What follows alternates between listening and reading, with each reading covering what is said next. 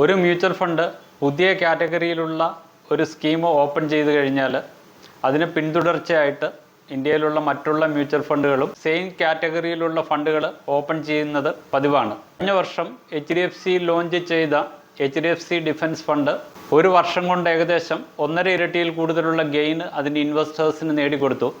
ഇതിന് പിന്തുടർച്ചയായിട്ട് കഴിഞ്ഞ മാസത്തിൽ മോട്ടിലാൽ ഓസ്വാൾ ഡിഫൻസ് റിലേറ്റഡ് ആയിട്ടുള്ള ഒരു ETF exchange traded fund launch ചെയ്തു. ഇപ്പോഴിതാ ആദിത്യ ബിർള സൺ ലൈഫ് എന്ന് പറയുന്ന mutual fund Aditya Birla Sun Life Nifty India defence index fund എന്ന് പറയുന്ന പുതിയൊരു NFO അതായത് ന്യൂ ഫണ്ട് ഓഫറുമായിട്ട് വന്നിട്ടുണ്ട്. ഈ ഫണ്ടിൽ 9 ഓഗസ്റ്റ് മുതൽ 23 ഓഗസ്റ്റ് വരെയും നിങ്ങൾക്ക് സബ്സ്ക്രിപ്ഷൻ ചെയ്യാവുന്നതാണ്. ഈ ഫണ്ടിൻ്റെ മെയിൻ ആയിട്ടുള്ള ഇൻവെസ്റ്റ്മെൻറ്റ് ഒബ്ജക്റ്റീവ് ഡിഫൻസ് റിലേറ്റഡ് ആയിട്ടുള്ള കമ്പനികളിൽ ഇൻവെസ്റ്റ്മെൻറ്റുകൾ നടത്തി അതിൽ നിന്ന് നല്ലൊരു ക്യാപിറ്റൽ അപ്രീസിയേഷൻ ഇൻവെസ്റ്റേഴ്സിന് നേടിക്കൊടുക്കുക. ഇതാണ് ബേസിക് ആയിട്ടും ഈ ഫണ്ടിൻ്റെ ഇൻവെസ്റ്റ്മെൻറ്റ് ഒബ്ജക്റ്റീവ്. ഇതൊരു ഇൻഡെക്സ് ഫണ്ടാണ്. ഈ ഫണ്ട് ബെഞ്ച് മാർക്ക് ചെയ്തിരിക്കുന്നത് നിഫ്റ്റി ഇന്ത്യ ഡിഫൻസ് ഇൻഡെക്സ് എന്ന് പറയുന്ന നാഷണൽ സ്റ്റോക്ക് എക്സ്ചേഞ്ചിൻ്റെ ഒരു ഇൻഡെക്സിനെയാണ്. ഈ ഇൻഡെക്സിൽ ഉൾപ്പെടുത്തിയിരിക്കുന്നത് ഡിഫൻസ് സെക്ടറിൽ ഇന്ത്യയിൽ ഓപ്പറേറ്റ് ചെയ്യുന്ന പ്രമുഖമായിട്ടുള്ള 15 കമ്പനികളാണ്. ഈ ഇൻഡെക്സ് കഴിഞ്ഞ 5 വർഷത്തിൽ ഏകദേശം 62% വരുമാനം നേടിക്കൊടുത്തിട്ടുണ്ട്. 1 ഇയറിൽ ഏകദേശം 160%, സിൻസ് ഇൻസെപ്ഷൻ റിട്ടേൺസ് ഏകദേശം 40%വുമാണ് ഈ ഇൻഡെക്സ് ജനറേറ്റ് ചെയ്തിരിക്കുന്ന റിട്ടേൺസ്. ഈ ഇൻഡെക്സിൽ ഉൾപ്പെടുത്തിയിരിക്കുന്ന പ്രമുഖ കമ്പനികൾ ഭാരത് ഇലക്ട്രോണിക്സ് ലിമിറ്റഡ് ഏകദേശം 19.38%, Hindustan Aeronautics Limited 17.4%, Solar Industries Limited 14.41%, Cochin Shipyard 10.18%, Bharat Dynamics 7.32%, Data Patterns 5.27%, Astra Microwave Products 4.13%, Garden Research Ship Builders 3.92%, Zen Technologies 3.45%. ഇതാണ് ഈ ഇൻഡെക്സിൽ ഉൾപ്പെടുത്തിയിരിക്കുന്ന പ്രമുഖമായിട്ടുള്ള 10 കമ്പനികൾ. ഇത് കൂടാതെ തന്നെ വേറെ 5 കമ്പനികളുമുണ്ട്. നമ്മുടെ യൂട്യൂബ് ചാനലിൽ പോസ്റ്റ് ചെയ്തിരിക്കുന്ന ഒട്ടുമിക്ക വീഡിയോകളിലും തീം ബേസ്ഡ് ആയിട്ടുള്ള അല്ലെങ്കിൽ സെക്ടർ സ്പെസിഫിക് ആയിട്ടുള്ള കമ്പനികളിൽ ഇൻവെസ്റ്റ് ചെയ്യുന്ന ഫണ്ടുകളിൽ എസ്പെഷ്യലി ഇതേപോലെയുള്ള ഇൻഡെക്സ് ഫണ്ടുകളിൽ നിക്ഷേപം നടത്തിയാലുള്ള റിസ്കിനെ കുറിച്ച് പലപ്പോഴും വിശദീകരിച്ചിട്ടുണ്ട്. ഈ ഫണ്ടും ഹൈ റിസ്ക് കാറ്റഗറിയിൽ പെടുന്ന ഫണ്ടാണ്. കാരണം ഇതൊരു thematic ഫണ്ടാണ്.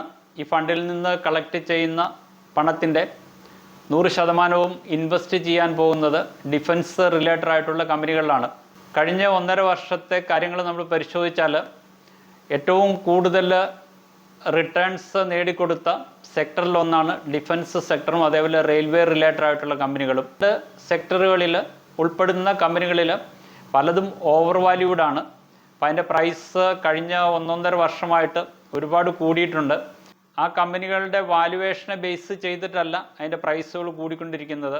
India government defence സെക്ടറിനെ boost ചെയ്യുന്നതിന് വേണ്ടിയിട്ട് ഒരുപാട് കാര്യങ്ങൾ ചെയ്യുന്നുണ്ട്. ഇന്ത്യക്ക് ആവശ്യമായിട്ടുള്ള ഡിഫൻസ് റിലേറ്റഡ് ആയിട്ടുള്ള എക്യുപ്മെൻറ്റുകൾ ഇന്ത്യയിൽ തന്നെ നിർമ്മിക്കുക. അതോടൊപ്പം തന്നെ ഡിഫൻസ് റിലേറ്റഡ് ആയിട്ടുള്ള എക്യുപ്മെൻറ്റ്സ് ആവശ്യമുള്ള മറ്റുള്ള രാജ്യങ്ങളിലേക്ക് ഈ പ്രോഡക്റ്റുകൾ എക്സ്പോർട്ട് ചെയ്യുക. ഇതാണ് ബേസിക്കായിട്ട് നമ്മുടെ ഇന്ത്യ ഗവൺമെൻറ് എയിം ചെയ്യുന്നത്. ആ ലക്ഷ്യം അച്ചീവ് ചെയ്യുന്നതിന് വേണ്ടിയിട്ട് ഇന്ത്യ ഗവൺമെൻറ് ഒരുപാട് സപ്പോർട്ടുകൾ ഈ സെക്ടറിന് നൽകുന്നുണ്ട്. ഡിഫൻസ് സെക്ടറിലുള്ള ഗ്രോത്ത് അല്ലെങ്കിൽ അതിൻ്റെ CAGR ഏകദേശം 19% 2029 എത്തുമ്പോൾ ഈ സെക്ടറിൽ ഉള്ള ഗ്രോത്ത് ഏകദേശം 500 ബില്യൺ ആകുമെന്ന് പ്രതീക്ഷിക്കുന്നു. പാസീവായിട്ട് മാനേജ് ചെയ്യുന്ന ഫണ്ടുകൾ അതായത് ഇൻഡെക്സ് ഫണ്ടുകളിൽ നിക്ഷേപം നടത്തുമ്പോൾ മറ്റുള്ള ഡൈവേഴ്സിഫൈഡ് ആയിട്ടുള്ള ഫണ്ടുകളെ കമ്പയർ ചെയ്ത് നോക്കുമ്പോൾ ഒരുപാട് ലിമിറ്റേഷൻസ് ഉണ്ട്. ഒരു ഫണ്ട് മാനേജറെ സംബന്ധിച്ചിടത്തോളം ഡിഫൻസ് റിലേറ്റഡ് ആയിട്ടുള്ള കമ്പനികളിൽ മാത്രമാണ് നിക്ഷേപം നടത്തുവാൻ പറ്റുള്ളൂ. അതോടൊപ്പം തന്നെ ആ ബെഞ്ച് മാർക്ക് ഇൻഡെക്സിൽ ഉൾപ്പെടുത്തിയിരിക്കുന്ന 15 കമ്പനികളിൽ ആ പറയുന്ന റേഷ്യോ അല്ലെങ്കിൽ അതിൻ്റെ പെർസെൻറ്റേജ് അനുസരിച്ച് മാത്രമാണ് ഫണ്ട് മാനേജേഴ്സിന് ഇൻഡെക്സ് ഫണ്ടുകളിൽ നിക്ഷേപം നടത്തുവാൻ സാധിക്കുകയുള്ളൂ. അത് മറ്റുള്ള ഡൈവേഴ്സിഫൈഡ് ആയിട്ടുള്ള ഫണ്ടുകളെ കമ്പയർ ചെയ്ത് നോക്കുമ്പോൾ ഒരു ഡിസഡ്വാൻറ്റേജ് ആയിട്ടാണ് എനിക്ക് തോന്നുന്നത്. ഒരു അസറ്റ് മാനേജ്മെൻറ്റ് കമ്പനി ഒരു ഫണ്ട് മാനേജ് ചെയ്യുമ്പോൾ അതിൻ്റെ ഫണ്ട് മാനേജർക്ക് സ്യൂട്ടബിൾ ആയിട്ടുള്ള സ്റ്റോക്കുകൾ സെലക്ട് ചെയ്യുവാനും ആവശ്യാനുസരണം സ്റ്റോക്കുകൾ വിൽക്കുവാനും വാങ്ങുവാനും അല്ലെങ്കിൽ ഹോൾഡ് ചെയ്യാനുമുള്ള ലിബർട്ടിയാണ് ഡൈവേഴ്സിഫൈഡ് ആയിട്ടുള്ള ഫണ്ടുകളിലുള്ളത്. എന്നാൽ സെക്ടർ സ്പെസിഫിക് ആയിട്ടുള്ള ഇൻഡെക്സ് ഫണ്ടുകളിൽ ഒരു ഫണ്ട് മാനേജറെ സംബന്ധിച്ചിടത്തോളം സ്ട്രിക്റ്റ് ആയിട്ട് ആ ഇൻഡെക്സിൽ ഉൾപ്പെടുത്തിയിരിക്കുന്ന കമ്പനികളിൽ നിക്ഷേപം നടത്തിയാൽ മാത്രമാണ് ആ ഫണ്ട് മാനേജർക്ക് ആ ഫണ്ടിന് ആ ഇൻഡെക്സിന് സമാനമായിട്ടുള്ള ഒരു റിട്ടേൺസ് ജനറേറ്റ് ചെയ്ത് കൊടുക്കുവാൻ സാധിക്കുകയുള്ളൂ. ഒരു ഇൻഡെക്സ് ഫണ്ടിൽ സാധാരണയായിട്ടൊരു ഫണ്ട് മാനേജർ എയിം ചെയ്യുന്നത് ഏത് ഇൻഡെക്സിനെയാണോ ബെഞ്ച് മാർക്ക് ചെയ്തിരിക്കുന്നത് ആ ഇൻഡെക്സിന് സമാനമായിട്ടും അല്ലെങ്കിൽ ആ ഇൻഡെക്സിന് ഏറ്റവും അടുത്തുള്ള ഒരു റിട്ടേൺസ് നേടിക്കൊടുക്കുക എന്നുള്ളതാണ്. എന്നാൽ ഡൈവേഴ്സിഫൈഡ് ആയിട്ടുള്ള ഒരു ഫണ്ടിൽ ആ ഫണ്ട് മാനേജറുടെ ഒബ്ജക്റ്റീവ് എന്ന് പറയുന്നത് ഒരു ആൽഫ ജനറേറ്റ് ചെയ്യുക എന്നുള്ളതാണ്. ആൽഫ എന്ന് ഞാനിവിടെ ഉദ്ദേശിക്കുന്നത് അത് ഏത് ഇൻഡെക്സിനെയാണോ ബെഞ്ച് മാർക്ക് ചെയ്തിരിക്കുന്നത് ആ ഇൻഡെക്സിനേക്കാളും കൂടുതലായിട്ടുള്ള ഒരു റിട്ടേൺസ് ജനറേറ്റ് ചെയ്ത് കൊടുക്കുക എന്നതാണ് സാധാരണയായിട്ടുള്ള ഡൈവേഴ്സിഫൈഡ് ഫണ്ടുകൾ ചെയ്യുന്നത്. പലപ്പോഴും ഫണ്ട് മാനേജേഴ്സിന് അവിടെ ലിബർട്ടി ഉണ്ട്. അവരുടെ ഇഷ്ടാനുസരണം അവർക്ക് സ്റ്റോക്കുകൾ സെലക്ട് ചെയ്യാം. അവരുടെ ഇഷ്ടാനുസരണം സ്റ്റോക്കുകളിലുള്ള വെയിറ്റേജ് മാറ്റുവാൻ സാധിക്കും. ഇതേപോലെയുള്ള കാര്യങ്ങളൊന്നും ഇൻഡെക്സ് ഫണ്ടുകളിൽ ചെയ്യുവാൻ സാധിക്കുകയില്ല. ഈ ആദിത്യ ബിർള ഡിഫൻസ് ഇൻഡെക്സ് ഫണ്ടിനെ സംബന്ധിച്ചിടത്തോളം അവരും സ്ട്രിക്റ്റ് ആയിട്ട് ഇതേപോലെയുള്ള പ്രോസസ്സാണ് ഫോളോ ചെയ്യേണ്ടത്. നിങ്ങൾക്ക് വെറും 500 രൂപയുണ്ടെങ്കിൽ ഈ സ്കീമിൽ ഒരു ഇൻവെസ്റ്റ്മെൻറ്റ് സ്റ്റാർട്ട് ചെയ്യാം. പിന്നെ 100ൻ്റെ മൾട്ടിപ്പിൾസ് ആയിട്ട് നിങ്ങൾക്ക് എത്ര രൂപ വേണമെങ്കിലും ഈ സ്കീമിൽ ഇൻവെസ്റ്റ് ചെയ്യാം. മിനിമം ഇൻവെസ്റ്റ്മെൻറ്റ് വെറും 500 രൂപ എന്നുള്ളതല്ല ഈ സ്കീമിൽ ഇൻവെസ്റ്റ് ചെയ്യാനായിട്ടുള്ളൊരു ക്രൈറ്റീരിയ. ഇന്ന് ഇന്ത്യയിൽ വേറെയും ഡിഫൻസ് ഫണ്ടുകൾ ഇപ്പോൾ ഓപ്പറേറ്റ് ചെയ്യുന്നുണ്ട്. HDFC ഡിഫൻസ് ഫണ്ടുണ്ട്. അതേപോലെ തന്നെ മോട്ടിലാൽ ഓസ്വാൾ മ്യൂച്വൽ ഫണ്ടിൻ്റെ ഒരു ഡിഫൻസ് ETF ഉണ്ട്, എക്സ്ചേഞ്ച് ട്രേഡഡ് ഫണ്ടുണ്ട്. ഈ 2 ഫണ്ടുകളുടെ പെർഫോമൻസ് നിങ്ങൾ വിലയിരുത്തുക. അതിനുശേഷം നിങ്ങൾ തന്നെ ഒരു ഡിസിഷൻ എടുക്കുക, ഇതേപോലെയുള്ള ഫണ്ടുകളിൽ നിക്ഷേപം നടത്തണമോ വേണ്ടയോ എന്നുള്ളത്. ആദ്യമായിട്ട് നമുക്ക് നോക്കാം HDFC defence fund. HDFC defence fund ഏകദേശം 1 വർഷങ്ങൾക്ക് മുന്നേ ലോഞ്ച് ചെയ്ത ഒരു ഫണ്ടാണ്. ഈ ഫണ്ടിൻ്റെ ഇപ്പോഴത്തെ നെറ്റ് അസറ്റ് വാല്യൂ എന്ന് പറയുന്നത് 22 രൂപ 49 പൈസയാണ്. ഇത് ഏകദേശം 1 വർഷങ്ങൾക്ക് മുന്നെയാണ് ലോഞ്ച് ചെയ്തിരിക്കുന്നത്. ഈ ഫണ്ട് കഴിഞ്ഞ 1 മാസം കൊടുത്തിരിക്കുന്നത് നെഗറ്റീവ് റിട്ടേൺസ് ആണ്, ഏകദേശം 9.82%. കഴിഞ്ഞ 1 മാസത്തെ ഈ ഫണ്ടിൻ്റെ പെർഫോമൻസ്. ഈ ഫണ്ട് ഏകദേശം 3930 കോടി രൂപയോളം മാനേജ് ചെയ്യുന്നുണ്ട്. പക്ഷേ ഈ ഫണ്ടിൽ നമുക്ക് ഫർദറായിട്ട് ഇപ്പോൾ നിക്ഷേപം നടത്തുവാനായിട്ട് സാധിക്കില്ല. ഈ ഫണ്ടിൻ്റെ ഈവൻ SIP ഇൻവെസ്റ്റ്മെൻറ്റ്, ഈവൻ 500 രൂപ SIP ഇൻവെസ്റ്റ്മെൻറ്റ് വരെയും സ്റ്റോപ്പ് ചെയ്തിരിക്കുകയാണ്. അപ്പോൾ നിങ്ങൾക്ക് തന്നെ ആലോചിച്ച് നോക്കാം എന്തുകൊണ്ടാണ് HDFC ഫണ്ട് മാനേജർ ഡിഫൻസ് ഫണ്ടിലേക്ക് ഫർദറായിട്ടുള്ള നിക്ഷേപങ്ങൾ അക്സെപ്റ്റ് ചെയ്യാതിരിക്കുന്നത്. നമ്മുടെ ഇന്നത്തെ ഈ സാഹചര്യത്തിൽ എന്തുകൊണ്ടാണ് HDFC ഈ ഫണ്ടിൽ ഫർദറായിട്ടുള്ള നിക്ഷേപങ്ങൾ സ്വീകരിക്കാതിരിക്കുന്നത്? കോമൺ സെൻസ് ഉള്ള എല്ലാവർക്കും മനസ്സിലാകുന്ന ഒരു കാര്യമാണ്. ഈ പർട്ടിക്കുലർ സെക്ടർ ഓവർ വാല്യൂഡ് ആണ്. അതോടൊപ്പം തന്നെ ഇതിൽ നിന്ന് കളക്ട് ചെയ്യുന്ന ഫണ്ടുകൾ സ്യൂട്ടബിൾ ആയിട്ടുള്ള രീതിയിൽ നിക്ഷേപം നടത്തുവാനായിട്ടുള്ള ഒരു അവസരം ഇപ്പോൾ അവൈലബിൾ അല്ല. അതുകൊണ്ടാകാം മെയിനായിട്ടും HDFC മ്യൂച്വൽ ഫണ്ട് ഈ ഫണ്ടിലേക്ക് ഫർദറായിട്ടുള്ള സബ്സ്ക്രിപ്ഷൻ അക്സെപ്റ്റ് ചെയ്യാതിരിക്കുന്നതിനുള്ള ഒരു കാരണം. ഈ ഫണ്ട് മാനേജ് ചെയ്യുന്നത് ഏകദേശം 3900 കോടി രൂപ മാത്രമേ ഉള്ളൂ. HDFC മ്യൂച്വൽ ഫണ്ടിൽ ചില ഫണ്ടുകൾ 70,000 കോടി രൂപയിൽ കൂടുതൽ അസറ്റ് മാനേജ് ചെയ്യുന്ന ഫണ്ടുകളുണ്ട്. ഇതേപോലെ ചെറിയ ഒരു AUM ഉള്ള ഒരു ഫണ്ട് ഫർദറായിട്ട് സബ്സ്ക്രിപ്ഷൻ അക്സെപ്റ്റ് ചെയ്യുന്നില്ല എന്നതുകൊണ്ട് ഇൻഡിക്കേറ്റ് ചെയ്യുന്നത് ഇതിൽ നിന്ന് കളക്ട് ചെയ്യുന്ന എമൗണ്ട് പ്രോഫിറ്റബിൾ ആയിട്ട് ഇൻവെസ്റ്റ് ചെയ്യാനായിട്ടുള്ള ഒരു അവസരം നിലവിൽ അവൈലബിൾ അല്ല. അതായിരിക്കാം മെയിനായിട്ടും ഈ ഫണ്ടിൻ്റെ ഫർദറായിട്ടുള്ള സബ്സ്ക്രിപ്ഷൻ സ്റ്റോപ്പ് ചെയ്തതിൻ്റെ കാരണമെന്ന് ഞാൻ വിശ്വസിക്കുന്നു. ഇതായിട്ടൊരു ഫണ്ട് ലോഞ്ച് ചെയ്യുമ്പോൾ അവർ കളക്ട് ചെയ്യുന്ന എമൗണ്ട് ഇതേപോലെ ഓവർ വാല്യൂഡ് ആയിട്ടുള്ള സ്റ്റോക്കുകളിലും മറ്റും നിക്ഷേപം നടത്തേണ്ടതായിട്ട് വരും. മാർക്കറ്റ് ഒരു കറക്ഷനോ മറ്റോ സംഭവിച്ചാൽ തീർച്ചയായിട്ടും ആ ഫണ്ടിൻ്റെ പെർഫോമൻസിനെ അത് അഫക്റ്റ് ചെയ്യും, അതിൻ്റെ NAVനെ അത് അഫക്റ്റ് ചെയ്യും. HDFC ഡിഫൻസ് ഫണ്ടിൽ NFOയിലും മറ്റും നിക്ഷേപം നടത്തിയ നിക്ഷേപകരെ സംബന്ധിച്ചിടത്തോളം മാർക്കറ്റിൽ 10%, 20%, 30% ഇടിവ് സംഭവിച്ചാലും അവർക്ക് നഷ്ടം സംഭവിക്കുകയില്ല. അവർ നിക്ഷേപം നടത്തിയ 10 രൂപ ഇപ്പോൾ ഏകദേശം 22 രൂപ 50 പൈസയാണ്. ഈ 22 രൂപ 50 പൈസയിൽ നിന്ന് ഒരു 5 രൂപ NAV കുറഞ്ഞാൽ തന്നെയും NFOയിലും മറ്റും നിക്ഷേപം നടത്തിയ നിക്ഷേപകരെ സംബന്ധിച്ചിടത്തോളം അവർക്ക് നഷ്ടം സംഭവിക്കുന്നില്ല. അവർക്ക് ലഭിക്കുന്ന റിട്ടേൺസിൽ ചെറിയൊരു കുറവ് വരുന്നു എന്നുള്ളതേ ഉള്ളൂ. എന്നാൽ റീസെൻ്റായിട്ട് നമ്മൾ കളക്ട് ചെയ്ത് ഇതേപോലെയുള്ള ഡിഫൻസ് ഫണ്ടുകളിലോ അല്ലെങ്കിൽ ഓവർ വാല്യൂഡ് ആയിട്ടുള്ള സ്റ്റോക്കുകളിലോ നിക്ഷേപം നടത്തുന്ന ഫണ്ടുകളിൽ നമ്മൾ ഇൻവെസ്റ്റ് ചെയ്ത് കഴിഞ്ഞാൽ മാർക്കറ്റിൽ ഒരു ഡൗൺവേർഡ് ട്രെൻഡ് വന്നു കഴിഞ്ഞാൽ ആ ഫണ്ടിൻ്റെ NAV ഡയറക്റ്റായിട്ട് അഫക്റ്റ് ചെയ്യുകയും അത് ഇൻവെസ്റ്റേഴ്സിന് നഷ്ടമുണ്ടാക്കി കൊടുക്കുകയും ചെയ്യും. അതിനൊരു ഉത്തമ ഉദാഹരണമാണ് മോട്ടിലാൽ ഓസ്വാൾ ഡിഫൻസ് ETF. അപ്പം അതിൻ്റെ പെർഫോമൻസ് നമുക്ക് ഇപ്പോൾ വെരിഫൈ ചെയ്യാം. Motilal Oswald Nifty India defence index fund, ഈ ഫണ്ട് ലോഞ്ച് ചെയ്തിട്ട് ഏകദേശം 1.5 മാസത്തിനും 2 മാസത്തിനും ഇടയിലായിട്ടുള്ളൂ.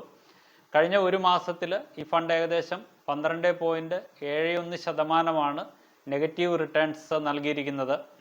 ഈ ഫണ്ടിൻ്റെ NFOയിൽ, അതായത് 2 മാസങ്ങൾക്ക് മുന്നേ 10 രൂപ നിക്ഷേപം നടത്തിയ ഒരു ഇൻവെസ്റ്ററിന് അവരുടെ NAV അല്ലെങ്കിൽ അതിൻ്റെ നെറ്റ് അസറ്റ് വാല്യൂ ഇപ്പോൾ 9 രൂപ 36 പൈസയാണ്. ഈ ഫണ്ട് മാനേജ് ചെയ്യുന്നത് ഏകദേശം 2330 കോടി രൂപയാണ്. ഇന്ന് നമ്മുടെ മ്യൂച്വൽ ഫണ്ട് ഇൻഡസ്ട്രിയിൽ ഒട്ടനവധി NFOകൾ മിക്കവാറും എല്ലാ അസറ്റ് മാനേജ്മെൻറ്റ് കമ്പനികളും വിവിധ കാറ്റഗറിയിലും വിവിധ പേരുകളിലും ലോഞ്ച് ചെയ്തുകൊണ്ടിരിക്കുന്നുണ്ട്. സാധാരണയായിട്ട് ആളുകൾ പ്രതീക്ഷിക്കുന്നത് NFOയിൽ അവർ നിക്ഷേപങ്ങൾ നടത്തിയാൽ ആ ഫണ്ട് റീഓപ്പൺ ചെയ്യുമ്പോൾ അല്ലെങ്കിൽ 1 മാസത്തിനകം 2 മാസത്തിനകം അവർക്ക് നല്ലൊരു റിട്ടേൺസ് ലഭിക്കുമെന്ന് അവർ പ്രതീക്ഷിക്കുന്നു. കഴിഞ്ഞ 2 വർഷത്തെ ചരിത്രം എടുത്തു നോക്കിയാൽ അതാണ് സംഭവിച്ചിരിക്കുന്നതും. ആ ഒരു പ്രതീക്ഷ നിലനിർത്തിക്കൊണ്ടാണ് ഇന്ന് നമ്മുടെ വിപണിയിൽ അവൈലബിൾ ആയിട്ടുള്ള NFOകളിൽ നമ്മുടെ ഇൻവെസ്റ്റേഴ്സ് നിക്ഷേപം നടത്തുന്നത്. പലപ്പോഴും അവരുടെ പ്രതീക്ഷകൾക്കൊത്ത് വിപണി പെർഫോം ചെയ്തിട്ടില്ല എങ്കിൽ അവർക്ക് നാച്ചുറലായിട്ട് ലഭിക്കുന്നത് നെഗറ്റീവ് റിട്ടേൺസ് ആണ്. ഞാനിവിടെ ജസ്റ്റ് ഇതൊരു എക്സാമ്പിളിന് വേണ്ടി പറഞ്ഞതേ ഉള്ളൂ. നിങ്ങൾ NFOയിൽ നിക്ഷേപം നടത്തുമ്പോൾ നിങ്ങൾ വലിയൊരു എക്സ്പെക്റ്റേഷനോട് കൂടി നിക്ഷേപം നടത്തരുത്. നമ്മളെപ്പോഴും പറയുന്നത് പോലെ മ്യൂച്വൽ ഫണ്ടുകളിലുള്ള നിക്ഷേപങ്ങൾ ലോങ് ടൈമിലേക്കുള്ള നിക്ഷേപങ്ങളാണ്. ഷോർട്ട് ടൈമിലേക്ക് ഇതേപോലെ മാർക്കറ്റിൽ വരുന്ന വേരിയേഷൻസ് നമ്മൾ ആദ്യം കെയർ ചെയ്യേണ്ട ആവശ്യമില്ല. ഞാൻ ഈ Motilal Oswald Nifty India defence index fund just ഒരു എക്സാമ്പിളിൻ്റെ പർപ്പസിന് വേണ്ടിയിട്ട് പറഞ്ഞതേ ഉള്ളൂ. ഇന്നത്തെ മാർക്കറ്റിലെ കണ്ടീഷനും അതോടൊപ്പം തന്നെ ഈ ഫണ്ടിൻ്റെ ബാഡ് ലക്കും കാരണം ഈ ഫണ്ട് റീഓപ്പൺ ചെയ്ത സമയം മുതൽ മാർക്കറ്റ് താഴോട്ടാണ്. അതാണ് മെയിനായിട്ടും ഇതിൻ്റെ NAVയിൽ കുറവ് വരാനായിട്ടുള്ള കാരണം. നിങ്ങളൊരു ലോങ് ടൈം ഇൻവെസ്റ്റർ ആണെങ്കിൽ 5 വർഷത്തേനോ 10 വർഷത്തേനോ ഈ ഫണ്ട് ഹോൾഡ് ചെയ്ത് കഴിഞ്ഞാൽ തീർച്ചയായിട്ടും നിങ്ങൾക്ക് ഇതിൽ നിന്ന് റീസണബിൾ ആയിട്ടുള്ള ഒരു റിട്ടേൺസ് നിങ്ങൾക്ക് ലഭിച്ചേക്കാം. ഈ ഡിഫൻസ് ഫണ്ടിൽ പോലെ തന്നെ മറ്റേതെങ്കിലും ഫണ്ടുകൾ, അത് സെക്ടർ സ്പെസിഫിക്കോ തീം ബേസ്ഡ് ആയിട്ടുള്ള ഫണ്ടുകളാണെങ്കിലും നിങ്ങൾ നിക്ഷേപങ്ങൾ നടത്തുമ്പോൾ നിങ്ങളുടേതായിട്ടുള്ള രീതിയിൽ റിസർച്ചുകൾ നടത്തുക. മാർക്കറ്റ് എങ്ങനെയാണ് മുന്നോട്ട് പോകുന്നതെന്ന് നമുക്ക് പ്രെഡിക്റ്റ് ചെയ്യാനായിട്ട് സാധിക്കുകയില്ല. നിങ്ങളുടെ ഇൻവെസ്റ്റ്മെൻറ്റിൻ്റെ ഡ്യൂറേഷൻ 7 വർഷത്തിനോ അതിലും മേളിലാണെങ്കിൽ മാത്രമാണ് ഇതേപോലെയുള്ള സെക്ടർ സ്പെസിഫിക് ആയിട്ടുള്ള അല്ലെ തീം ബേസ്ഡ് ആയിട്ടുള്ള ഫണ്ടുകളിൽ നിക്ഷേപം നടത്താവുള്ളൂ. റീസെൻ്റായിട്ട് മാർക്കറ്റിൽ വന്നിരിക്കുന്ന ഇടിവ് പല ഡിഫൻസ് സ്റ്റോക്കുകളുടെ പ്രൈസിലും വലിയ ഇമ്പാക്റ്റ് ഉണ്ടാക്കിയിട്ടുണ്ട്. പുതിയതായിട്ട് ലോഞ്ച് ചെയ്യുന്ന ഫണ്ടുകൾക്ക് ചിലപ്പോൾ കുറഞ്ഞ നിരക്കിൽ ഇതേപോലെയുള്ള സ്റ്റോക്കുകൾ ചിലപ്പോൾ വാങ്ങാൻ സാധിക്കുകയും മാർക്കറ്റ് ഒരു ബുള്ളിഷ് സോണിലേക്ക് മാറുന്ന സമയത്ത് അതേപോലെയുള്ള ഫണ്ടുകളിൽ ഉള്ള അണ്ടർലൈയിങ് അസറ്റ്സിന് ചിലപ്പോൾ നല്ല പെർഫോമൻസ് നൽകാനും സാധിച്ചേക്കും. ഇക്വിറ്റി മ്യൂച്വൽ ഫണ്ടുകളിലുള്ള നിക്ഷേപങ്ങൾ, സ്പെഷ്യലി ഇതേപോലെയുള്ള തീം ബേസ്ഡ് ആയിട്ടുള്ള ഫണ്ടുകളിലുള്ള നിക്ഷേപങ്ങൾ വളരെ റിസ്കി ആയിട്ടുള്ള നിക്ഷേപങ്ങളാണ്. ഇതൊരു NFO ആണ്. നിങ്ങൾക്ക് 10 രൂപയ്ക്ക് യൂണിറ്റ് ലഭിക്കുമെന്നുള്ള ഒരു പ്രതീക്ഷയോടുകൂടി ഇതിൽ നിക്ഷേപം നടത്തരുത്. ഈവൻ മോട്ടിലാൽ ഓസ്വാളിൻ്റെ ഡിഫൻസ് ഫണ്ടിൽ NFOയിൽ നിക്ഷേപം നടത്താതിരുന്ന വ്യക്തികൾക്ക് 10 രൂപയ്ക്ക് താഴെ മ്യൂച്വൽ ഫണ്ട് യൂണിറ്റുകൾ വാങ്ങാൻ സാധിക്കുന്നുണ്ട്. അപ്പോൾ മാർക്കറ്റ് ഒരു ബുള്ളിഷ് ട്രെൻഡിലായിരുന്നെങ്കിൽ ചിലപ്പോൾ അവർ 12 രൂപയോ അതിന് മേളിലോ ഈ യൂണിറ്റുകൾക്ക് ചിലപ്പോൾ പ്രൈസ് വന്നേനെ. അപ്പോൾ മാർക്കറ്റിനെ സംബന്ധിച്ചിടത്തോളം നമുക്ക് പ്രെഡിക്റ്റ് ചെയ്യാൻ പറ്റില്ല മാർക്കറ്റ് മേളിലേക്കാണോ താഴേക്കാണോ പോകുന്നത്. 10 രൂപയ്ക്ക് നിങ്ങളൊരു NFOയിൽ നിക്ഷേപം നടത്തിയാൽ അതിൻ്റെ പ്രൈസ് 9 രൂപയാകുമോ 12 രൂപയാകുമോ എന്നുള്ള കാര്യങ്ങൾ നമുക്ക് മുൻകൂറായിട്ട് കാൽക്കുലേറ്റ് ചെയ്ത് പറയാനായിട്ട് സാധിക്കുകയില്ല. അപ്പോൾ തീർച്ചയായിട്ടും നിങ്ങൾ നിക്ഷേപങ്ങൾ നടത്തുമ്പോൾ നിങ്ങളുടേതായ രീതിയിലുള്ള റിസർച്ചുകൾ ചെയ്തതിന് ശേഷം നിക്ഷേപങ്ങൾ നടത്തുക. ഇതൊരു ഇൻവെസ്റ്റ്മെൻറ്റ് അഡ്വൈസായിട്ട് കൺസിഡർ ചെയ്യരുത്. ഇതേപോലെ യൂസ്ഫുൾ ആയിട്ടുള്ള വീഡിയോകൾ യഥാസമയം നിങ്ങളിൽ എത്തണമെങ്കിൽ ഈ യൂട്യൂബ് ചാനൽ സബ്സ്ക്രൈബ് ചെയ്യുക. ഇതേപോലെ യൂസ്ഫുള്ളും ഇൻഫോർമേറ്റീവുമായിട്ടുള്ള മറ്റൊരു വീഡിയോയുമായിട്ട് മറ്റൊരവസരത്തിൽ കാണുന്നവരെ നന്ദി, നമസ്കാരം.